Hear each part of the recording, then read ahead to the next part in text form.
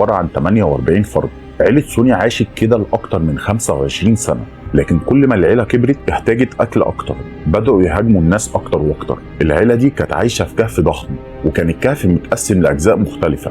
كان في أماكن مخصصة للنوم معمولة من قماش وخشب، والقماش ده كان بيجيبوه من الضحايا بتاعتهم. كان في أماكن لتخزين اللحوم البشرية، كان بيقطعوا الضحايا ويحتفظوا بلحومهم عشان ياكلوها على مدار اليوم. كان في مكان مخصص لذبح الضحايا وتقطيعهم، المكان ده كان مليان دم وعظم.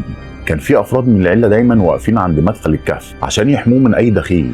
وبعد ما بقى يهاجموا الناس اللي بتعدي من الغابه، الناس في المدن بداوا يتكلموا عن اكلي لحوم البشر.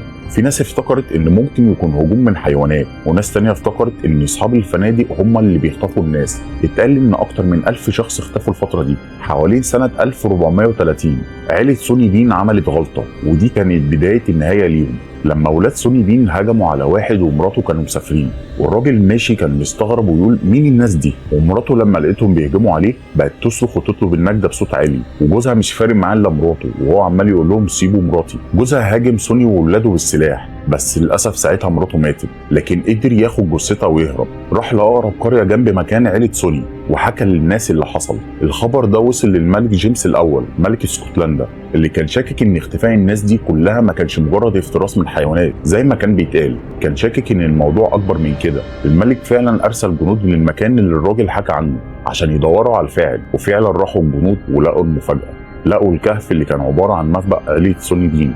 عيله سوني بين اتفاجئت بالجنود اللي اقتحموا الكهف، وما كانش عندهم فرصه ان هم يقاوموا، واتقبض عليهم كلهم.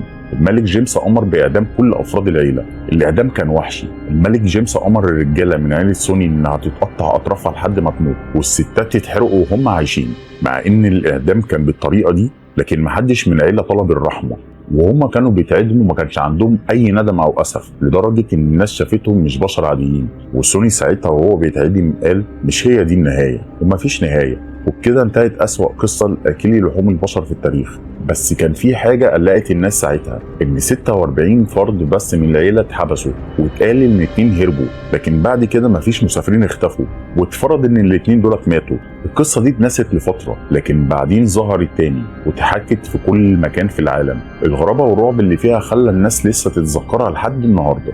لو عجبكم الفيديو ما تنسوش الاشتراك واللايك، عشان ده بيشجعني ان انزل فيديوهات باستمرار. تصبحوا على خير، سلام.